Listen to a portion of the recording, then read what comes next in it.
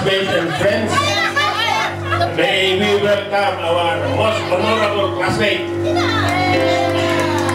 Don Burman, the Secretary of the Department of Public Works and Highways. Hindi ko na ilalagay yung OIC pare. Secretary na. Thank you, thank you. Hopefully,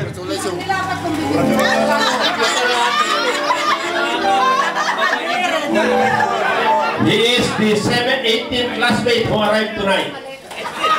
18 tayong class 61 na nandito.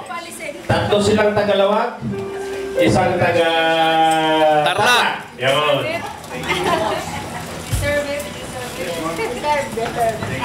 May na-services ka pa, Tres. Ako ba gusto ko po sa mga babae o sa mga lalaki?